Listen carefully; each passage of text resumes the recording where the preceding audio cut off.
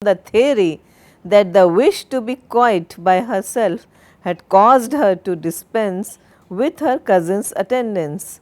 Now, what is he meaning? Sona? No book? Okay. Look at this. Go through it. Look at the point of view. What are the key words? She is an independent girl. She is an American girl. Those words would be coming across very frequently in this book, in all Henry James. Okay, the fact that you are an American, I am an American, and that is extremely important identity formation project. Okay, so that evening, however, an incident occurred which, had there been a critic to note it, would have taken all color from the theory that the wish to be quiet by herself had caused her to dispense with her cousin's attendance. Seated toward 9 o'clock in the dim illumination of Pratt's Hotel and trying with the aid of 2 tall candles to lose herself in a volume she had brought from Garden Court, she succeeded only to the extent of reading other words than those printed on the page, words that Ralph had spoken to her that afternoon. Suddenly the well muffled knuckle of the waiter was applied to the door, which presently gave way to his exhibition, even as a glorious trophy of the card of a visitor. And who do we meet here? Casper Goodwood. Have you read this? Yes. Now tell me, so far, what are your impressions? I mean, I think I told you to do chapters 1 to 30. Okay. Now, what are your impressions of whatever happened till now? This is chapter 5 for me. Of course, the danger of a high spirit was the danger of inconsistency, the danger of keeping up the flag after the place has surrendered, a sort of behavior so crooked as to be almost a dishonor to the flag. But Isabel, who knew little of the sorts of artillery to which young women are exposed, flattered herself that such contradictions would never be noted in her own conduct. Her life should always be in harmony with the most pleasing impression she should produce. She would be what she appeared, and she would appear what she was. I am just giving you reference from chapter 5. So, this is important again to understand that in Henry James the characters appear what they really are. So, this is important to retain her authenticity, okay, to retain her true self, okay, and not to present some other face. So, she will appear what she is, and she is not going to change, although she has never been exposed to the kind of artillery. Now, why this term artillery that young women are exposed to? Did you note that? Did you notice the word artillery? Why? What is this artillery that young women are exposed to? What sort of artillery?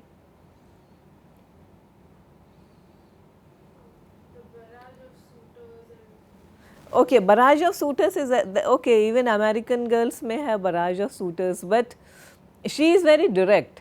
She is very straightforward. She is very honest. So even a barrage of suitors, perhaps they attack her. Okay, and it's metaphorical attack, not a literal attack. Even if they attack her, she doesn't know how to handle these things except by being extremely straightforward. Any other young woman, and the idea is any other young woman who is not an American, she will know how to handle very tactfully and diplomatically, but that trait is altogether absent in an American, and a young American woman definitely is not equipped with that sort of perhaps slyness to handle such kind of a situation. So, Isabel can only be can be very forthright, can be direct and straightforward, just like any other American girl. This is important to note. Anything else you would like to comment on? Show some example that you have been reading.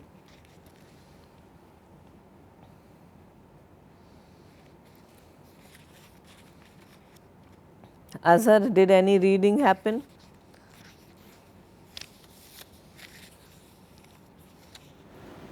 Let's go to chapter 11 now. Before we go to chapter 16, chapter 11. Are you there? Okay.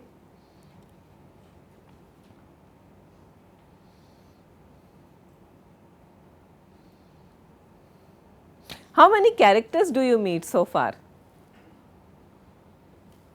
Apart from the Touchett's, Ralph Touchett and his father, and you have Lord Warburton, and of course you have your heroine Isabel Archer. And then Isabel's friend, Stackpole.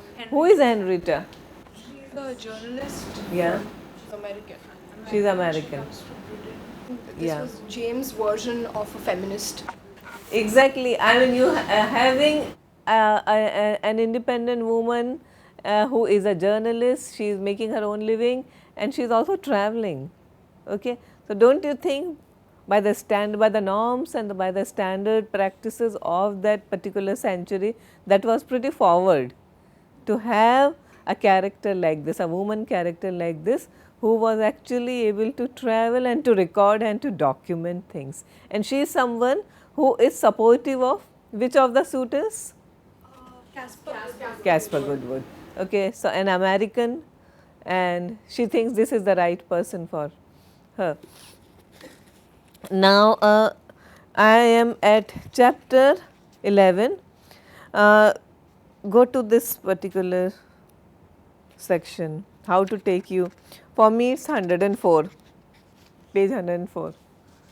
It comes right after, I hope he'll hate me then. You are not the girl you were a few short weeks ago, and Mr. Goodwood will see it. That's Henrietta talking. You find it? Okay. To this observation, our heroine made no return. She was absorbed in the alarm given her by Henrietta's intimation that Casper Goodwood would present himself at Garden Court. She pretended to herself, however, that she thought the event impossible, and later she communicated her disbelief to her friend. For the next 48 hours, nevertheless, she stood prepared to hear the young man's name announced. The feeling pressed upon her, it made the air sultry, as if there were to be a change of weather, and the weather, socially speaking, had been so agreeable during Isabel's stay at Garden Court that any change would be for the worse.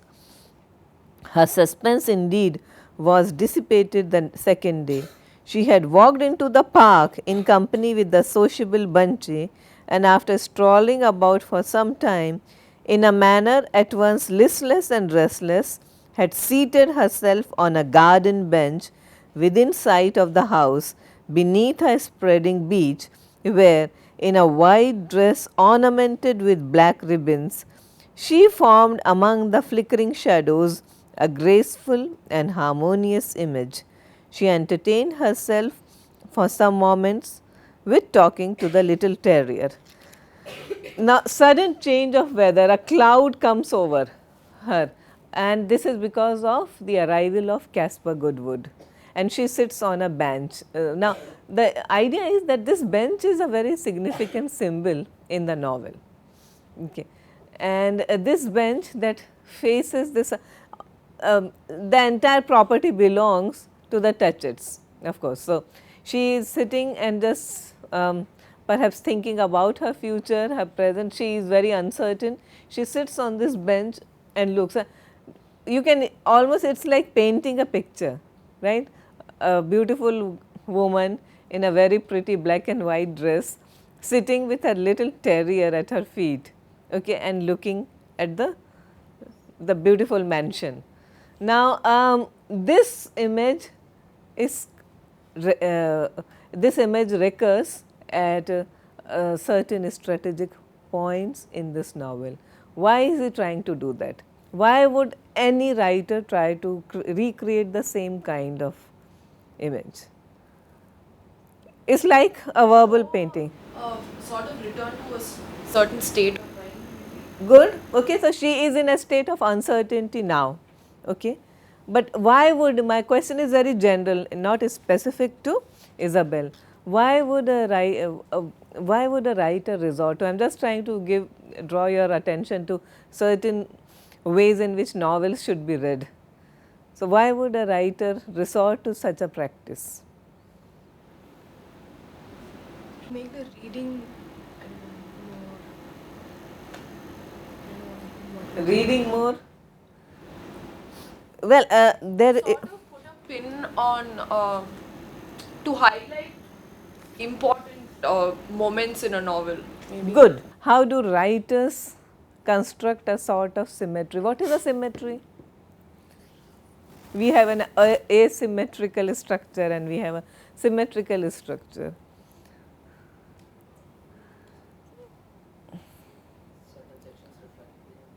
Yes, certain sections reflect what has happened here. So, it is like bringing back those particular moments. Okay, so when at the end of the novel, perhaps you find her sitting on the same bench all by herself, is still confused. Yeah, she has made up her mind about certain things, but you know, as we are told right now that the weather has changed for her because of the arrival of Casper Goodwood. The weather changes again for her because of the arrival of Casper Goodwood at the end, and where she is again sitting on the same bench. Okay. But then the whole life has passed before her, okay, or by her. She has taken so many wrong decisions. She finds herself again at the crossroads sitting on the same bench, and Caspar Goodwood arrives. But ma'am, when she meets Casper Goodwood for the second time, she is not uncertain. She is very sure that she doesn't want to marry him. Yeah, I will come to that, and that is at this point. Yeah, so there are several meetings between her and Caspar Goodwood. So I am talking about the very first meeting when he newly arrives from America to England just to see her and to propose to her. And he has been proposing, I mean there is some kind of a vague hint given to us that he has been proposing to her for quite a while. Is that the reason why she escapes? Is he the reason that she is, she flees America? Yeah? It was more of a desire to see the world, and that opportunity was presented to her by her aunt. Okay, but isn't this one of the reasons? Maybe At the back of her mind, was one yes. of the reasons. That's what, when you read the novel, you will realize this is also one of the contributing factors.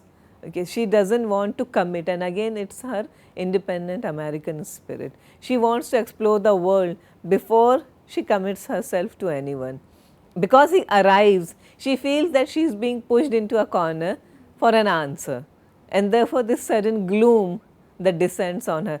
Therefore we are told, so far the weather has been very pleasant. That's okay, metaphorically as well as literally. But once he arrives, so it's not like he is such a wrong man for her. It's just that she is just not ready for an answer to make a commitment that great. So this, but once we find her again sitting on the same bench again with Caspar Goodwood in front of her, same situation, but life has changed. Okay, so perhaps this was one moment of decision that she could have taken, and her life would have gone a very different way, in a different way. But she takes some other decision, and at the end, when she finds herself all alone, but things have gone too far now.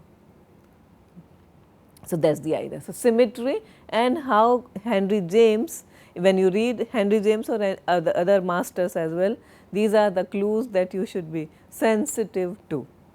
Okay, you can always read a novel without being sensitive to it and just for your grades, that is another matter. Okay, but if you really want to enjoy a novel, then these are the kinds of clues that you should be looking at. All right. Now, so chapter 16, Caspar Goodwood was accordingly the next moment shaking hands with her, but saying nothing till the servant had left the room. Why didn't you answer my letter? He then asked in a quick, full, slightly peremptory tone, the tone of a man whose questions were habitually pointed and who was capable of much insistence. Who played the role of Casper Goodwood in the movie?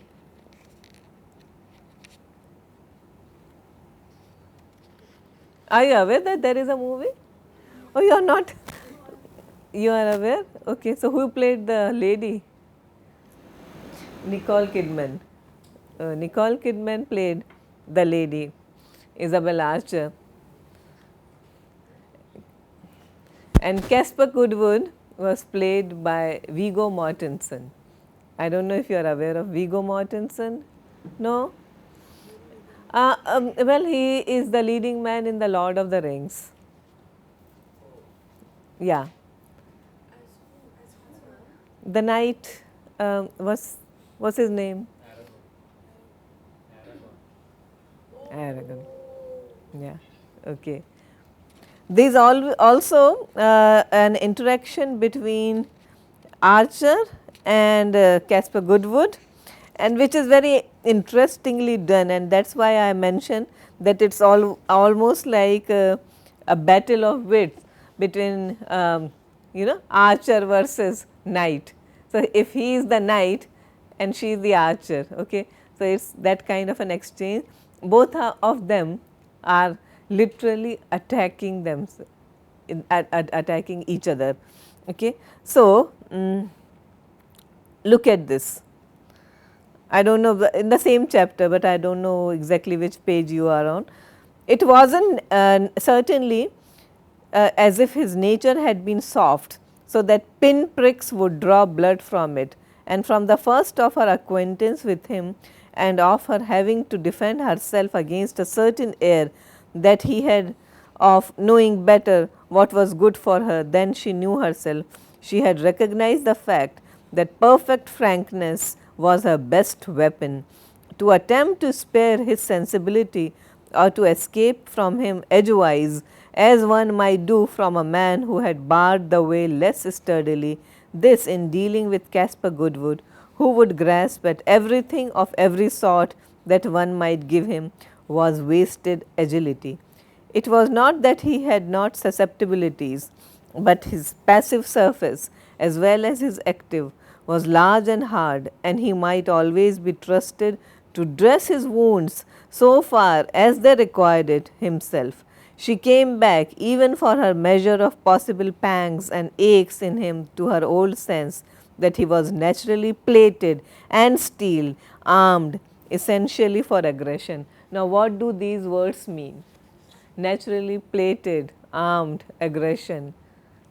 What is happening here? Pragya. Goodwood is like, he's very hard from outside, like he won't show that he's like, for example, if you take Lord Warmbottom, there's like, he would say, he would say, if you don't agree, I will die and all, Yeah. all that. But Okay. Yes. he also likes her a lot, but say as if to pity on him or something. Yeah. So that's the kind of a nature like of his. Like he's a hard from outside. Like he's aggressive also. They describe him as aggressive also. Well, he is assertive. Definitely, he is very assertive. He does not want to take a no for an answer. That's the quality of Casper Goodwood. He is a real American, you know, a person who can take all the blows. He is not an aristocrat, unlike Lord Warburton. So, he is not given to painting pretty pictures, as she pointed out. Okay, so, he is not going to use poetic declarations to woo her. Okay, he is very direct and he expects direct answers, and she is direct as well. And the only difference between Warburton and Casper Goodwood, although they intensely love her, is that Lord Warburton is sensitive, okay, and he has no qualms in declaring or exhibiting his sensitivity. However, with Casper Goodwood, he is armed, he is naturally armed and plated just like a knight. So, therefore, archer versus knight, that is Jamesian terminology and analogy, archer versus knight. She keeps on pricking him, she wants to draw blood, but he is naturally armed and plated. Okay. He won't wither away, he will be hurt, but he has the ability to dress his wounds. Now, which wounds are those? The emotional wounds that she is going to inflict on him. All right.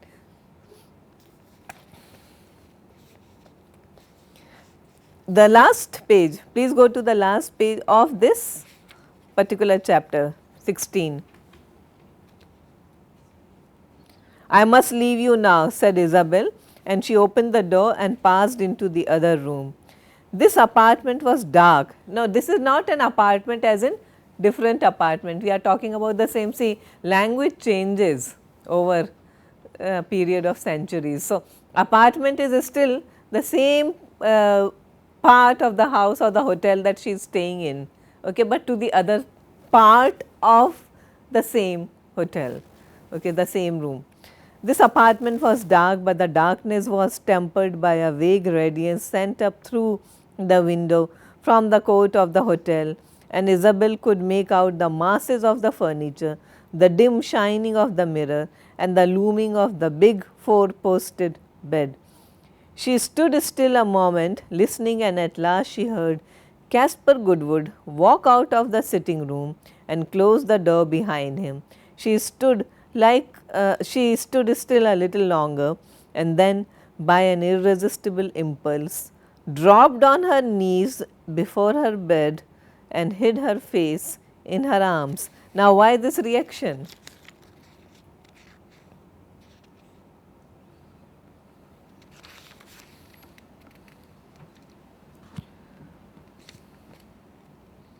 She's still unsure about the decision she made, in the sense that she's not utterly convinced that it was the right thing to do, but She's so she overwhelmed. still feels bad about it.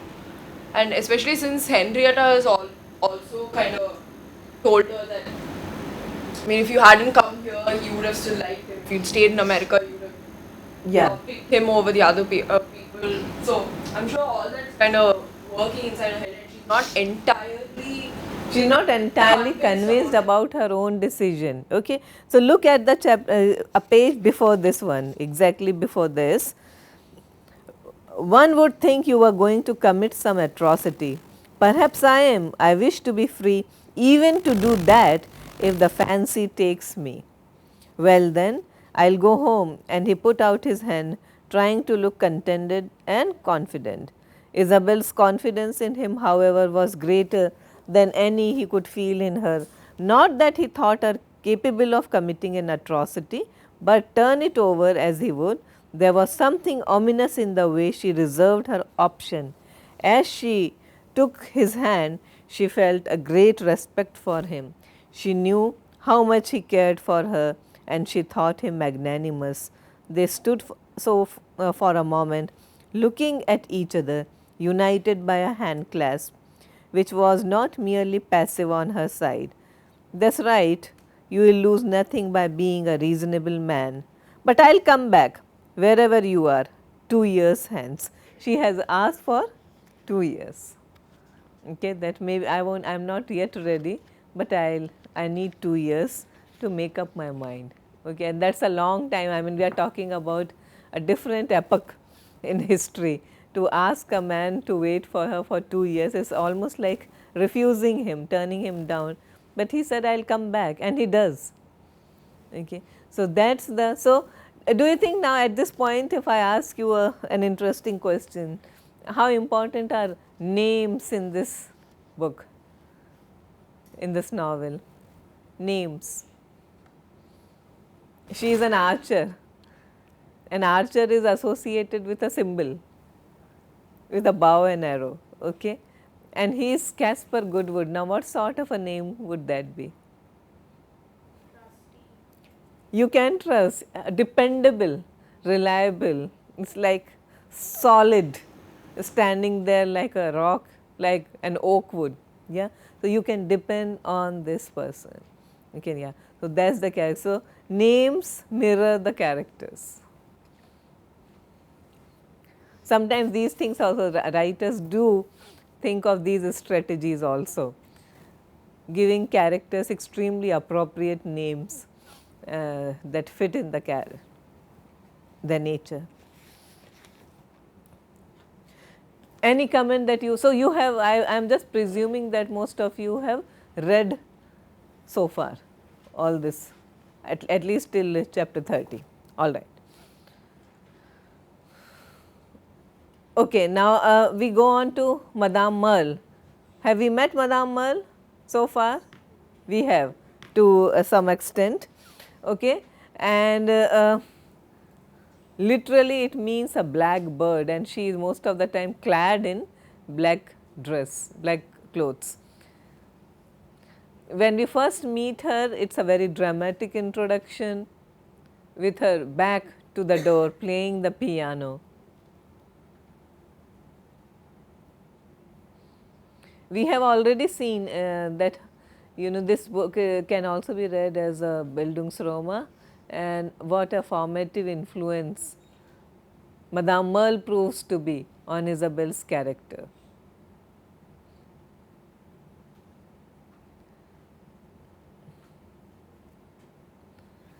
At one point she says, I think I know my Europe. She is a friend of whom? Isabel's aunt. Isabel's aunt, Mrs. Touchett, yeah. So, that is the, yeah, because the implication is that Isabel's aunt, she spent so much time abroad, okay, that she comes in touch with these Europeans. Otherwise, there was no way that Isabel's uncle, for example, would be entertaining such sort. So, the idea is that Europe contaminates people. So, Madame Merle, she is, I know my Europe, and then the entire idea of Madame Merle is New America and Old Europe.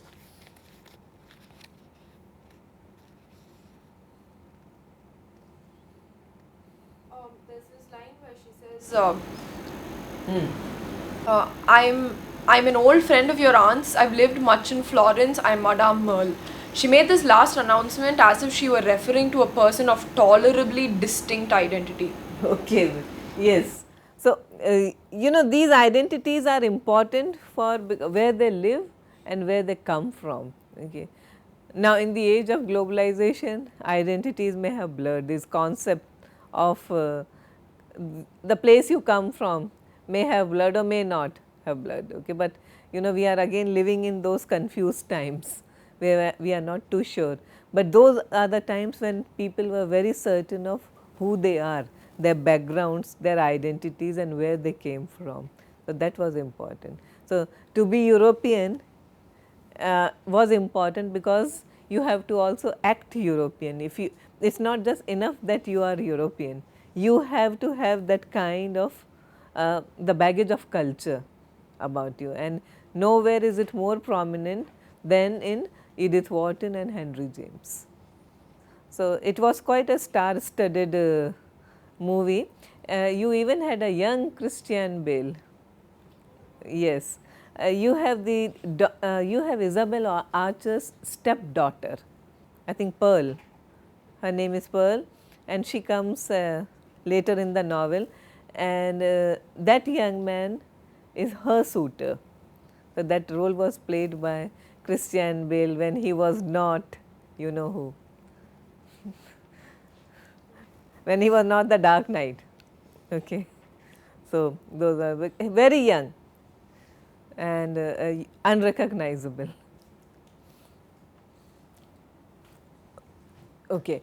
And then Madame Merle and her reaction to Isabel's fortune. Have we come to that point? You must have read it? Yeah. Now, how does she come into this great fortune? Ralph convinces his father to leave the fortune for her. To give his share, yeah, to Isabel. Now, what is the theory behind giving this large amount of money in inheritance to Isabel? He wants her to. Yes, please go. He wants to enable her to have her own independence so that she doesn't have to be dependent on another man. Because don't you think that like that by allowing her access to such a huge fortune, he in a way turns her life around? Because whatever wrong decisions, whatever wrong turns her life takes after that, is because of this inheritance. Otherwise, she would have gone back to America because she didn't have much of a choice. But because now, because of this vast, immense wealth, doors are open to her. She can stay there, and therefore she decides to travel to Europe. Okay, and that's where all her troubles begin. So, Madame Merle and her reaction to her fortune. A fortune, Madame Merle softly repeated. Oh, uh, 20, chapter 20, quite early in chapter 20. Isabel steps into something like 70,000 pounds. Madame Merle's hands were clasped in her lap. At this, she raised them, still clasped, and held them a moment against her bosom, while her eyes, a little dilated, fixed themselves on those of her friend. Ah, she cried, the clever creature. Now, you see, in Madame Merle's universe, this kind of wealth can come to you only if you have manipulated it. She hasn't. She hasn't yet. Do you think that Isabel had any sort of role to play in getting this kind of inheritance? It's Ralph who gets slightly enamored of her, and then he feels, why not? And Ralph is not in a very good health. We are aware of that. His father is dying too. So, Ralph knows that soon this vast estate will just remain, go into some undeserving hands, and why not take a chance? She can go any way, she can go either way with this money. Okay. She can turn her life around for better or for worse. That is the idea. And Madame Merle's first reaction, what a clever creature. Okay. Mrs. Touchett gave her a quick look. What do you mean by that? For an instant, Madame Merle's color rose and she dropped her eyes. It certainly is clever to achieve such results without an effort. That's cleverer in Madame Merle's world. Okay? She didn't even have to make an effort to achieve or attain this kind of wealth. How clever could you be? Usually, people make efforts to gain this kind of money. She didn't even have to make an effort. That means that her cleverness, her cunningness surpasses all expectations. But it is indeed Madame Merle who is the real manipulator in the entire scheme of things. Okay. So, now architectural image, as we have been talking about Henry James and his inclinations towards spaces, cities and settings.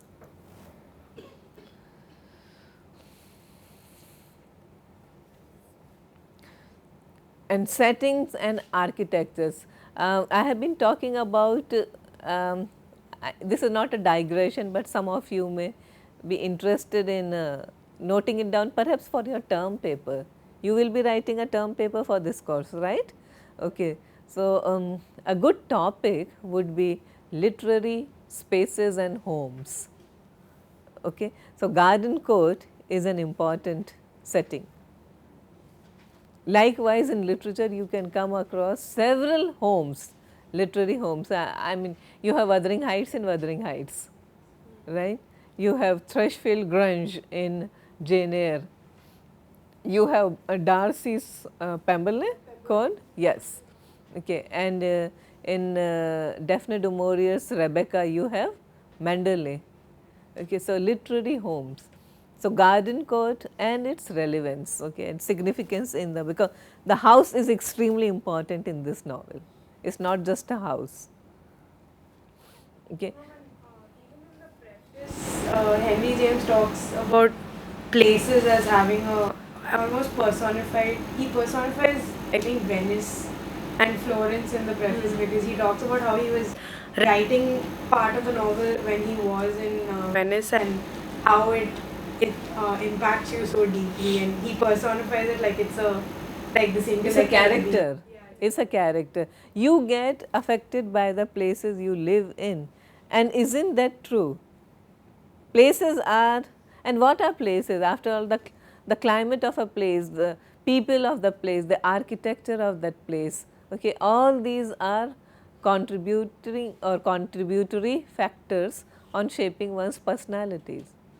Just like people influence people, places also shape our characters. That's the idea.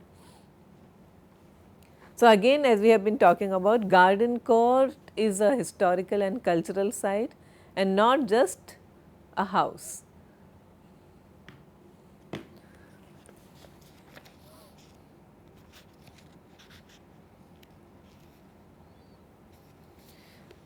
As Isabel looks around, and I am on page 15, first chapter, very first chapter.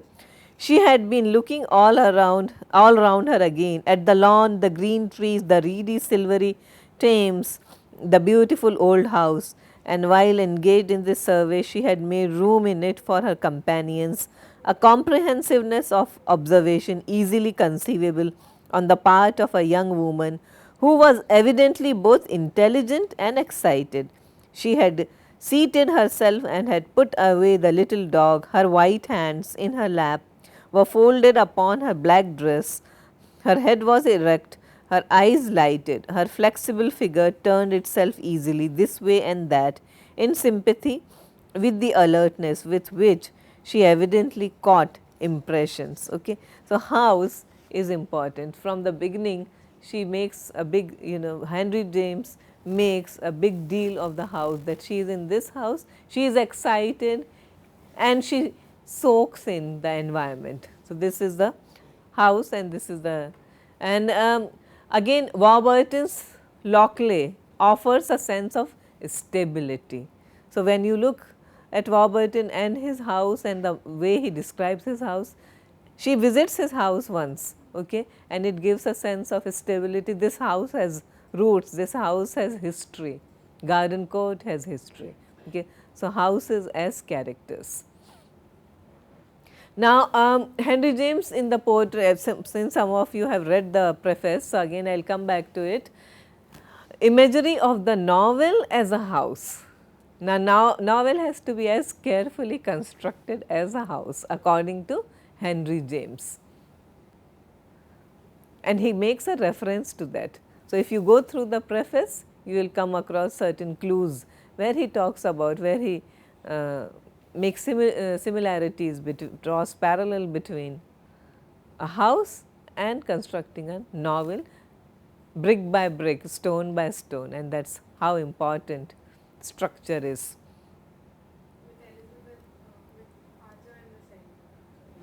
Isabel. Isabel, sorry.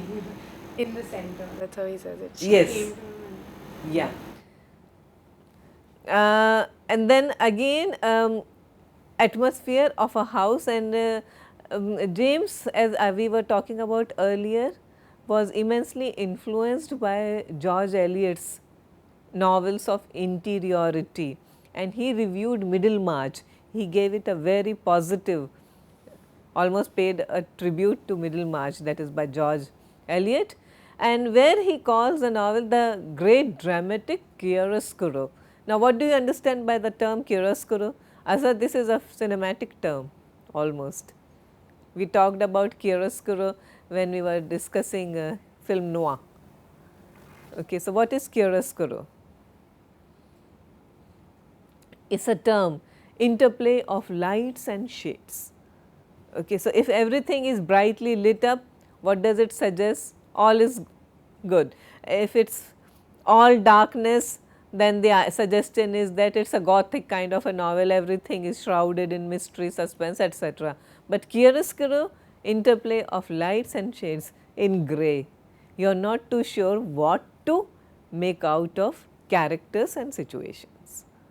So, shades of black and white, yeah, not totally white, not totally dark. Any comment here?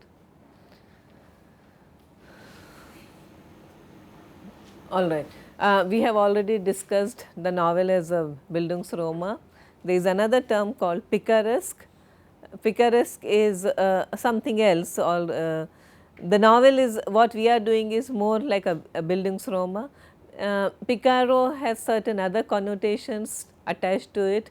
Picaro is a roguish figure, which definitely our heroine is not. Picaresque is also a traveler and explorer and an adventurer. So, you have a person like Don Quixote or Don Quixote, who you can call a picaresque character, a picaresque novel. He is a Picaro.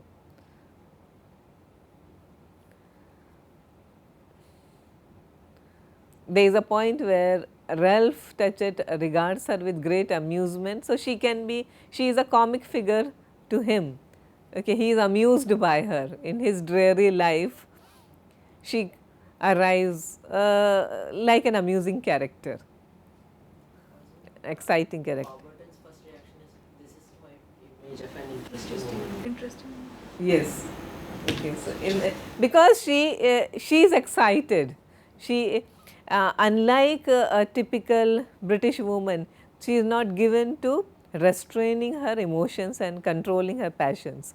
Okay. So, this is something that appeals to all men who come in contact with her. Now, London, this is important because why London? Henry James himself, okay, he lived in London for several years before he was an American, he lived, but he had lived in England for several years before becoming a full British citizen. And for him, London is on the whole the most possible form of life. It is the biggest aggregation of human life, the most complete compendium of the world. So, these are his impressions of England. He was fascinated by London's hustle bustle and manners, and this is his reason for choosing. He regarded himself as an aesthete, as a realist, and felt that no other country, no other place offers such an interesting variety of people as London. And for this you have to read the notebooks of Henry James, published posthumously in 1947. Excuse me, ma'am. Yeah. It's a bit surprising to see that, as you said, in most of his novels, he has painted Europe in a very. I come to that. You see, it's a very good question. See, the point is that England, being an English speaking country, is more akin to America. And so, for most people, England does not represent a typical European country. Now, European countries, although geographically I see your point, geographically England is in Europe. However, culturally it is more similar to America. Okay, you also see who were the earlier inhabitants of America. Yeah. So, there are lots of similarities between those two countries, but that is not the case with other European countries. Okay. So, those people are different, they are not English. Okay. The English themselves regard themselves as some other kind of a, an island cut away from the rest of the Europe. Okay. But otherwise those people are very similar to each other, not the English people. That is the idea. All right. So, we meet tomorrow at 12.